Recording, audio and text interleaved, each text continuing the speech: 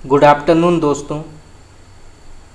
तो चलिए शुरू करते हैं हिंदी साहित्य के 50 महत्वपूर्ण प्रश्न उत्तर जो विभिन्न प्रकार के प्रतियोगी परीक्षाओं में पूछे गए हैं, जैसे TGT, PGT, NET, KVS, NVS और भी जो विभिन्न प्रकार के प्रतियोगी परीक्षाएं हैं उसमें भी कई बार ये प्रश्न पूछे गए हैं, तो इनके बारे में जानना आवश्यक है। तो चलिए शुरू करते हैं। पहला प्रश्न तो यहाँ पे पूछा गया है, रसिक प्रिया तथा कवि प्रिया कितने प्रकाशों में विभक्त है। तो रसिक प्रिया और कवि प्रिया कितने प्रकाशों में विभक्त है, तो इसकी संख्या क्या है। तो इसका सही उत्तर होगा आपका ऑप्शन नंबर ए 16-16। तो आपका ए ऑप्शन यहाँ पे सही है, आप इसको नोट कर सकते हैं। तो 16-16 प्रकाशों में रसिक प्रिया और कवि प्रिया विभक्त हैं। तो आपका ए ऑप्शन यहाँ पे सही है, आप इसको नोट कर सकते हैं। और ये प्रश्न नेट में कई बार पूछा गया है। चलिए आगे बढ़ते हैं। तो यहाँ पे प्रश्न पूछा गया है, षड ऋतु वार्ता किसकी रचना मानी जाती है। तो षड ऋतु वार्ता किसकी रचना मानी जाती है, इसके लेखक का नाम क्या है। तो इसका सही उत्तर होगा आपका ऑप्शन नंबर ए हरि। तो आपका ए ऑप्शन यहाँ पे सही है, आप इसको नोट कर सकते हैं, हरि। चलिए आगे बढ़ते हैं। तो यहाँ पर एक पंक्ति दी गई है, तो बताना है इस पंक्ति के लेखक का नाम क्या है। तो सबसे पहले पंक्ति पढ़ते हैं, का भाषा का संस्कृत प्रेम चाहिए सांच, का सूजो आवे कामरी, का लय करऊ कुमांच। तो इस प्रसिद्ध पंक्ति के लेखक का नाम क्या है। तो फिर से पढ़ते हैं, का भाषा का संस्कृत प्रेम चाहिए सांच, का सु जो आवे कामरी, का लय करऊ कुमांच। तो इस प्रसिद्ध पंक्ति के लेखक का नाम क्या है। तो इसका सही उत्तर होगा आपका option number C Goswami Tulsidas. तो आपका सी ऑप्शन यहाँ पे सही है, आप इसको नोट कर सकते हैं। चलिए आगे बढ़ते हैं। कौन सी पंक्ति मलिक मोहम्मद जायसी की नहीं है। तो इनमें से कौन सी पंक्ति मलिक मोहम्मद जायसी की नहीं मानी जाती। तो इसका सही उत्तर होगा आपका ऑप्शन नंबर सी आदि अंत जस गाथा अहे, लिखी भाषा चय पाई कहे। तो ये पंक्ति जो है ये जायसी की नहीं है। तो आपका सी ऑप्शन यहाँ पे गलत है। बाकी सन 927 अहा, कथा आरंभ बैन कवि कहा, ये जायसी की पंक्ति है। कथा जगत जयति कवि आई, पुरुष मारी ब्रज सती कराई, ये भी मलिक मोहम्मद जायसी की पंक्ति है। और जो यह पढ़े कहानी हमह, सवरे दुई बोल, ये भी जायसी की पंक्ति है। परंतु आपका सी ऑप्शन यहाँ पे गलत है। तो आपका ए, बी और डी बिल्कुल सही है, परंतु आपका सी ऑप्शन यहाँ पे गलत है। तो आप इसको नोट कर सकते हैं। चलिए आगे बढ़ते हैं। सन 927 आहा, कथा आरंभ बैन कवि कहा, ये पंक्ति किस ग्रंथ के अंतर्गत आती है। तो सन 927 आहा, कथा आरंभ बैन कवि कहा, तो ये पंक्ति जो है किस ग्रंथ के अंतर्गत आती है। तो इसका सही उत्तर होगा आपका ऑप्शन नंबर ए पद्मावत। तो आपका ए ऑप्शन यहाँ पे सही है, पद्मावत। चलिए आगे बढ़ते हैं। सुरतीय नरतीय नागतीय सह चाहत सब कोय, ये किसकी पंक्ति मानी जाती है। तो सुरतीय नरतीय सह चाहत सब कोय, तो इस प्रसिद्ध पंक्ति के कवि का नाम क्या है? तो इसका सही उत्तर होगा आपका option number D, Goswami Tulsidas. तो आपका डी ऑप्शन यहाँ पे सही है, आप इसको नोट कर सकते हैं। चलिए आगे बढ़ते हैं। यहाँ पर भी एक अत्यंत ही प्रसिद्ध पंक्ति दी गई है, तो बताना है इस प्रसिद्ध पंक्ति के कवि का नाम क्या है। तो सबसे पहले पंक्ति पढ़ते हैं। अजगर करे ना चाकरी, पंछी करे ना काम, किस कवि की पंक्ति मानी जाती है? अत्यंत ही प्रसिद्ध पंक्ति है, कई बार ये प्रश्न पूछा गया है, तो आप इसको नोट कर सकते हैं। तो अजगर करे ना चाकरी, पंछी करे ना काम, किस कवि की पंक्ति मानी जाती है? तो इसका सही उत्तर होगा आपका ऑप्शन नंबर डी, मलुकदास। तो आपका डी ऑप्शन यहाँ पे सही है, आप इसको नोट कर सकते हैं। चलिए आगे बढ़ते हैं। जाके प्रिय न राम वैदेही, पंक्ति किस रचना के अंतर्गत आती है? तो जाके प्रिय न राम वैदेही पंक्ति किस रचना के अंतर्गत आती है? तो इसका सही उत्तर होगा आपका ऑप्शन नंबर सी, विनय पत्रिका। तो आपका सी ऑप्शन यहाँ पे सही है, विनय पत्रिका। और यहाँ से प्रश्न ये भी आ सकता है कि विनय पत्रिका के कवि का नाम क्या है? तो इसके कवि हैं गोस्वामी तुलसीदास। तो यहाँ से दो प्रकार के प्रश्न आ सकते हैं, तो आप इसको नोट कर सकते हैं। चलिए आगे बढ़ते हैं। यहाँ पर भी एक प्रसिद्ध पंक्ति दी गई है, तो बताना है इस पंक्ति के कवि का नाम क्या है। तो सबसे पहले पंक्ति पढ़ते हैं। कवि बियास रस कौला पूरी, दुरही नियर नियर भा दूरी। तो इस प्रसिद्ध पंक्ति के कवि का नाम क्या है? तो फिर से पढ़ते हैं। कवि बियास रस कौला पूरी, दुरही नियर नियर भा दूरी। तो इसका सही उत्तर होगा आपका option number C, Malik Muhammad Jayasi. तो आपका सी ऑप्शन यहाँ पे उचित है, आप इसको नोट कर सकते हैं। चलिए आगे बढ़ते हैं। रस गगन गुफा में अजर झरे, ये किसकी उक्ति मानी जाती है? तो फिर से पढ़ते हैं। रस गगन गुफा में अजर झरे, तो इस प्रसिद्ध पंक्ति के कवि का नाम क्या है? तो इसका सही उत्तर होगा आपका ऑप्शन नंबर डी, सुंदरदास। तो आपका डी ऑप्शन यहाँ पे सही है, आप इसको नोट कर सकते हैं। चलिए आगे बढ़ते हैं। केशव कहे ना जाई का कहिए, किसकी पंक्ति मानी जाती है? ये पंक्ति बार बार विभिन्न प्रकार के प्रतियोगी परीक्षाओं में पूछा जाता है, तो बहुत ही प्रसिद्ध पंक्ति है, इसके बारे में जानना आवश्यक है कि इसके कवि का नाम क्या है। तो फिर से पढ़ते हैं।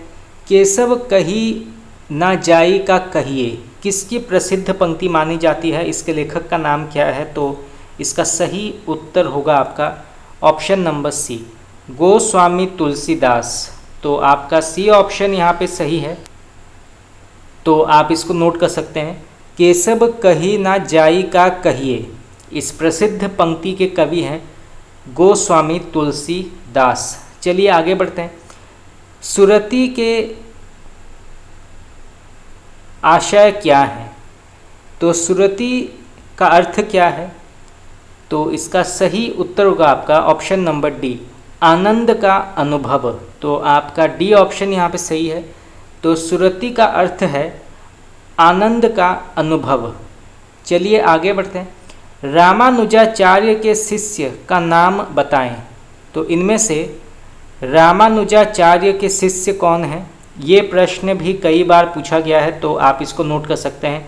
तो इसका सही उत्तर होगा आपका ऑप्शन नंबर सी, रामानंद।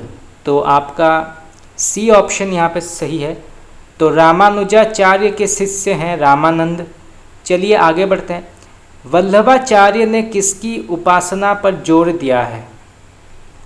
तो वल्लभाचार्य ने किसकी उपासना पर जोर दिया है? तो इसका सही उत्तर होगा आपका ऑप्शन नंबर बी, कृष्ण। तो आपका बी ऑप्शन यहाँ पे सही है। तो वल्लभाचार्य ने कृष्ण उपासना पर जोर दिया है, तो आपका बी ऑप्शन यहाँ पे सही है, आप इसको नोट कर सकते हैं। चलिए आगे बढ़ते हैं। कबीर किस धारा के प्रमुख कवि माने जाते हैं? तो कबीरदास किस धारा के प्रमुख कवि माने जाते हैं? तो इसका सही उत्तर होगा आपका ऑप्शन नंबर डी, ज्ञानाश्रयी शाखा। तो आपका डी ऑप्शन यहाँ पे सही है। तो कबीरदास जो हैं ये ज्ञानाश्रयी शाखा के अंतर्गत आते हैं। बाकी प्रेमाश्रयी शाखा के अंतर्गत आते हैं जायसी और अन्य कवि। राम भक्ति शाखा के अंतर्गत आते हैं तुलसीदास। कृष्ण भक्ति शाखा के अंतर्गत आते हैं सूरदास, परमानंद दास और अन्य अष्टछाप कवि। तो यहाँ से कई प्रकार के प्रश्न आ सकते हैं, तो आप इसको नोट कर सकते हैं। चलिए आगे बढ़ते हैं। इनमें से कौन सगुण भक्ति धारा का कवि नहीं माना जाता? तो इनमें से कौन सगुण भक्ति धारा का कवि नहीं माना जाता, उनका नाम क्या है? तो इसका सही उत्तर होगा आपका ऑप्शन नंबर डी, कुतुम्बन। तो आपका डी ऑप्शन यहाँ पे सही है। कुतुम्बन जो हैं ये सगुण भक्ति के अंतर्गत नहीं आते हैं, ये निर्गुण भक्ति के अंतर्गत आते हैं। बाकी रसखान, सूरदास और नंददास ये जो हैं ये सगुण भक्ति धारा के अंतर्गत आते हैं। तो आपका डी ऑप्शन यहाँ पे गलत है। बाकी आपका ए, बी और सी बिल्कुल सही है। चलिए आगे बढ़ते हैं। प्रेम की पीर की अभिव्यक्ति किन कवियों ने की है? तो प्रेम की पीर की अभिव्यक्ति किन कवियों ने की है? तो इसका सही उत्तर होगा आपका ऑप्शन नंबर ए, प्रेम मार्गी कवियों ने। तो प्रेम मार्गी कवियों ने प्रेम की पीर की अभिव्यक्ति प्रदान की है। तो आपका ए ऑप्शन यहाँ पे सही है, आप इसको नोट कर सकते हैं। चलिए आगे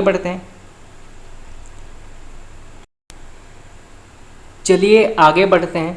यहाँ पे प्रश्न पूछा गया है, प्रेम मार्गी कवियों पर किसका गहरा प्रभाव था? तो प्रेम मार्गी कवियों पर किसका गहरा प्रभाव था?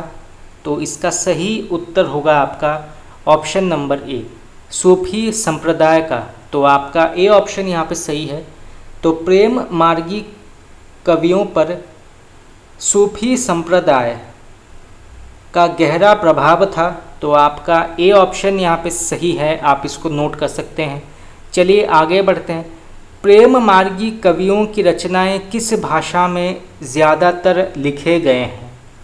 तो प्रेम मार्गी कवियों की रचनाएं ज़्यादातर किस भाषा में लिखे गए हैं? तो इसका सही उत्तर होगा आपका ऑप्शन नंबर सी, ठेठ अवधी। तो आपका सी ऑप्शन यहाँ पे सही है।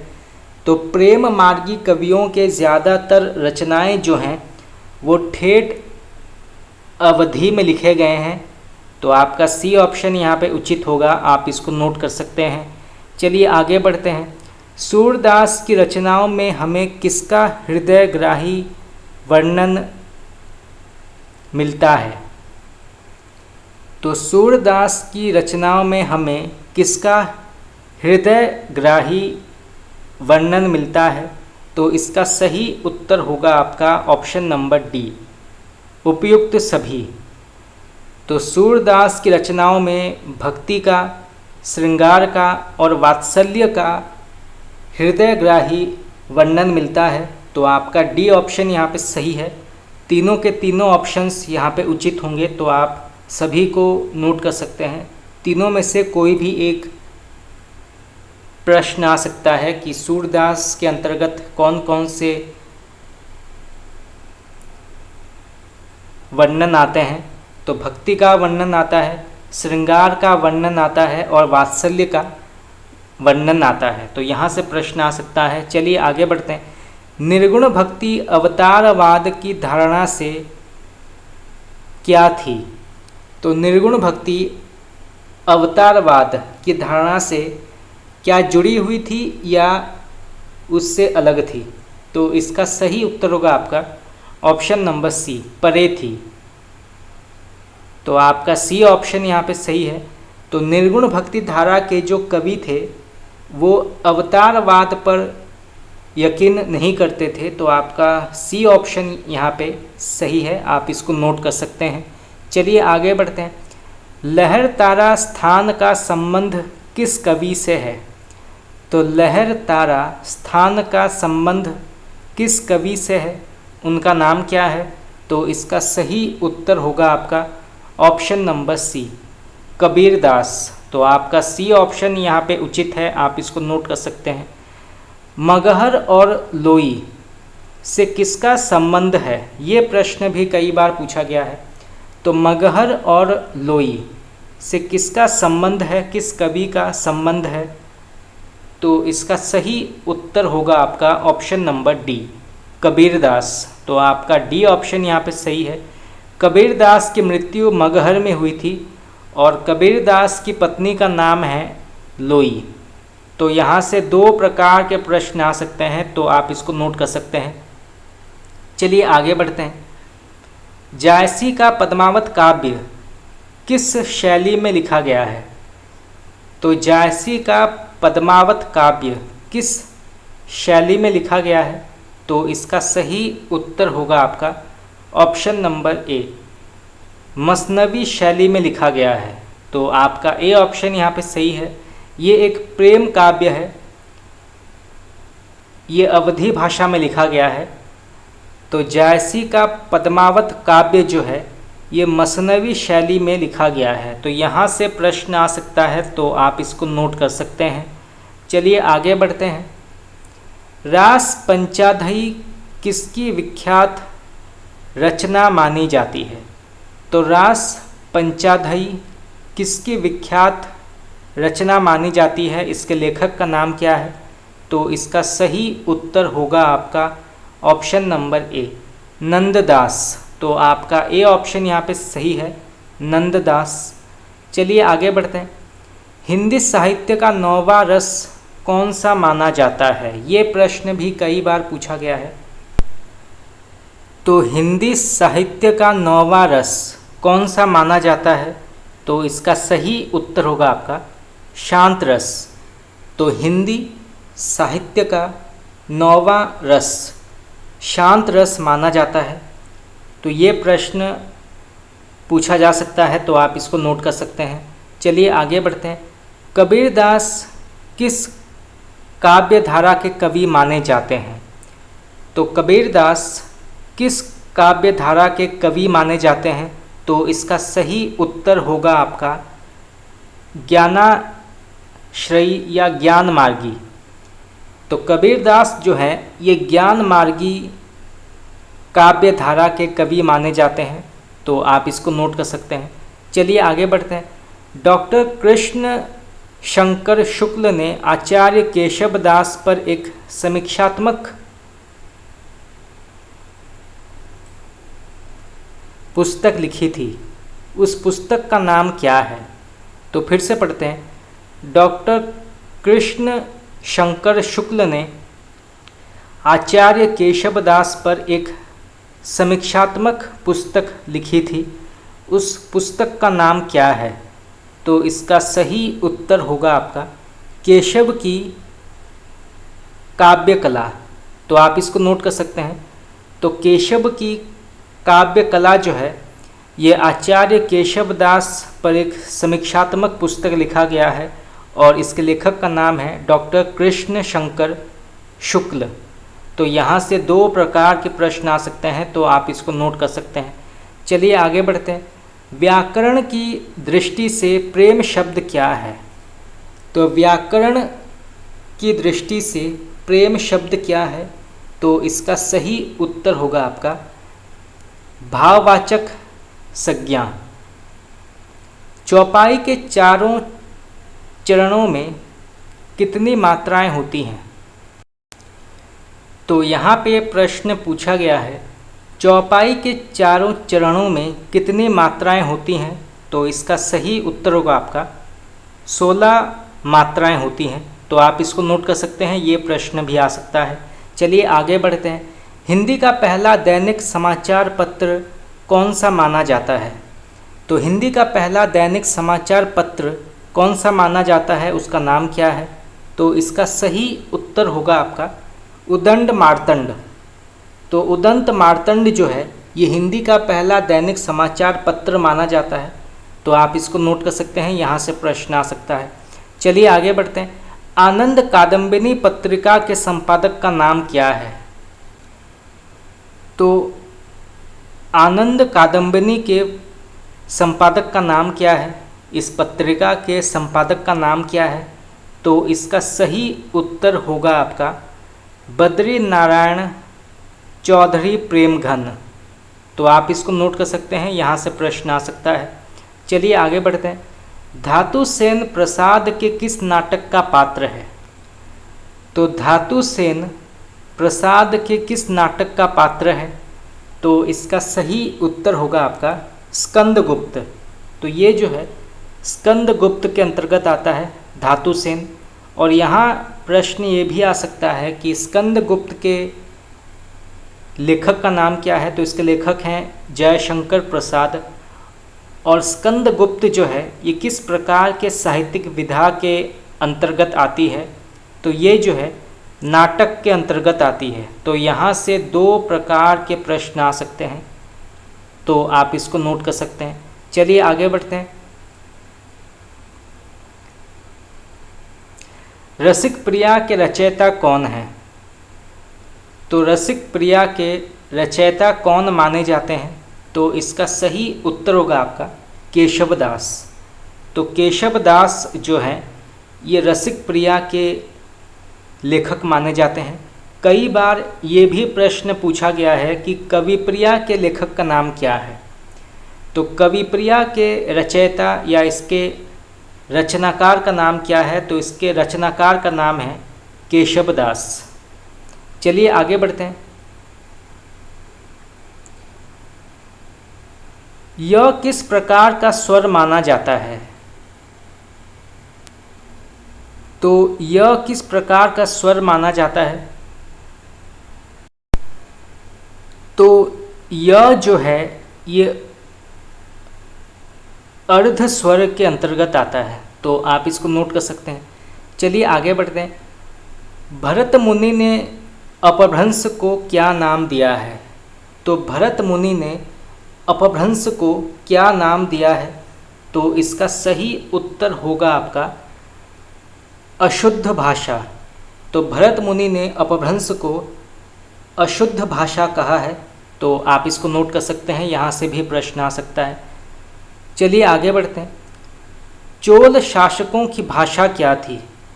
तो चोल शासकों की भाषा क्या थी? तो इनकी भाषा मानी जाती है तमिल। जन्मेजय का नाग यज्ञ किसकी कृति मानी जाती है? अत्यंत ही प्रसिद्ध कृति है। कई बार ये प्रश्न पूछा गया है कि जन्मेजय का नाग यज्ञ के लेखक का नाम क्या है या इसके रचनाकार का नाम क्या है? तो इसका सही उत्तर होगा आपका जयशंकर प्रसाद। तो आप इसको नोट कर सकते हैं, यहाँ से प्रश्न आ सकता है। चलिए आगे बढ़ते हैं। छायावादी कवियों ने जब आध्यात्मिक प्रेम को अपनी कविताओं में व्यक्त किया तो ऐसी कविताओं को किस वाद के अंतर्गत रखा गया है? तो फिर से पढ़ते हैं। छायावादी कवियों ने जब आध्यात्मिक प्रेम को अपनी कविताओं में व्यक्त किया तो ऐसी कविताओं को किस वाद के अंतर्गत रखा गया है? तो इसका सही उत्तर होगा आपका रहस्यवाद। तो इनको जो है रहस्यवाद के अंतर्गत रखा गया है। तो आप इसको नोट कर सकते हैं, यहाँ से प्रश्न आ सकता है। चलिए आगे बढ़ते हैं। काव्य क्षेत्र में प्रबंध शिरोमणि की उपाधि किसे दी गई है? ये प्रश्न भी कई बार पूछा गया है, तो आप इसको नोट कर सकते हैं। तो काव्य क्षेत्र में प्रबंध शिरोमणि की उपाधि किसे दी गई है, उनका नाम क्या है? तो इसका सही उत्तर होगा आपका मैथिली शरण गुप्त।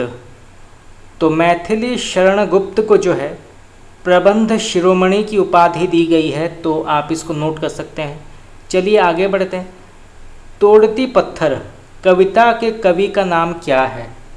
तो तोड़ती पत्थर कविता के कवि का नाम क्या है या इसके रचनाकार का नाम क्या है?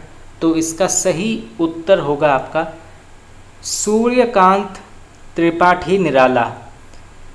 तो निराला जो है ये तोड़ती पत्थर के कवि हैं। और यहाँ से प्रश्न ये भी आ सकता है कि तोड़ती पत्थर किस प्रकार की साहित्यिक विधा के अंतर्गत आती है। तो ये जो है कविता के अंतर्गत आती है। तो यहाँ से दो प्रकार के प्रश्न आ सकते हैं। चलिए आगे बढ़ते हैं। कौन सी बोली पश्चिमी हिंदी की नहीं है? तो कौन सी बोली जो है पश्चिमी हिंदी के अंतर्गत नहीं आता है?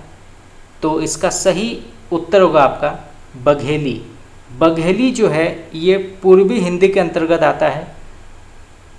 अवधी, बघेली और छत्तीसगढ़ी। बाकी ब्रज भाषा, खड़ी बोली, कन्नौजी, ये सभी जो हैं ये पश्चिमी हिंदी के अंतर्गत आते हैं, परंतु बघेली जो है ये पूर्वी हिंदी के अंतर्गत आता है। चलिए आगे बढ़ते हैं। ज्ञ किस प्रकार का व्यंजन माना जाता है? तो ज्ञ जो है ये किस प्रकार का व्यंजन माना जाता है? तो इसका सही उत्तर होगा आपका संयुक्त व्यंजन। तो ज्ञ जो है ये संयुक्त व्यंजन के अंतर्गत आता है। तो आप इसको नोट कर सकते हैं। चलिए आगे बढ़ते हैं।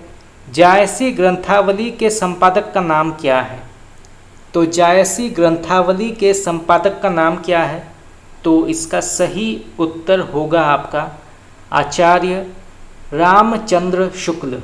तो आप इसको नोट कर सकते हैं। तो जायसी ग्रंथावली के संपादक हैं रामचंद्र शुक्ल। चलिए आगे बढ़ते हैं। वीर रस का स्थायी भाव क्या होता है? तो वीर रस का स्थायी भाव क्या होता है? तो इसका सही उत्तर होगा आपका उत्साह। रामचरितमानस किस भाषा में लिखा गया है? अत्यंत ही प्रसिद्ध प्रश्न है। ज़्यादातर प्रतियोगी परीक्षाओं में ये प्रश्न 1 से 2 बार पूछा गया है। तो आप इसको नोट कर सकते हैं। तो रामचरितमानस किस भाषा में लिखा गया है? तो इसका सही उत्तर होगा आपका अवधी भाषा में लिखा गया है। चलिए आगे बढ़ते हैं। यहाँ पर एक पंक्ति दी गई है, तो बताना है इस पंक्ति के लेखक का नाम क्या है। तो सबसे पहले पंक्ति पढ़ते हैं। चंदन विष व्यापत नहीं, लिपटे रहत भुजंग। इस पंक्ति के रचयिता कौन है? तो फिर से पढ़ते हैं। चंदन विष व्यापत नहीं, लिपटे रहत भुजंग। तो इस प्रसिद्ध पंक्ति के रचयिता कौन है? तो इसका सही उत्तर होगा आपका रहीम। तो रहीम जो है इस प्रसिद्ध पंक्ति के रचयिता हैं। तो आप इसको नोट कर सकते हैं। चलिए आगे बढ़ते हैं। गीतांजलि के रचयिता कौन है?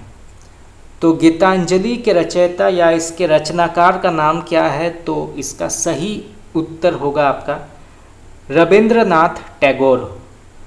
तो रविंद्रनाथ टैगोर जो हैं ये गीतांजलि के रचयिता हैं। चलिए आगे बढ़ते हैं। शिव शंभू के चिट्ठे से संबंधित रचनाकार कौन है?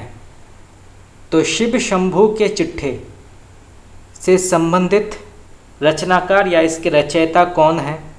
तो इसका सही उत्तर होगा आपका बाल मुकुंद गुप्त। तो बाल मुकुंद गुप्त जो है ये शिव शंभू के चिट्ठे के रचनाकार हैं। तो आप इसको नोट कर सकते हैं। तो दोस्तों इसी के साथ हमारा आज का 50 प्रश्न उत्तर क्लास यहाँ पे समाप्त हुआ। आज हमने सभी कालों से जुड़े कुछ महत्वपूर्ण प्रश्न उत्तर की चर्चा की। आगे हम और भी जो प्रश्न उत्तर विभिन्न प्रकार के प्रतियोगी परीक्षाओं में बार बार पूछे गए हैं उसकी चर्चा करते रहेंगे।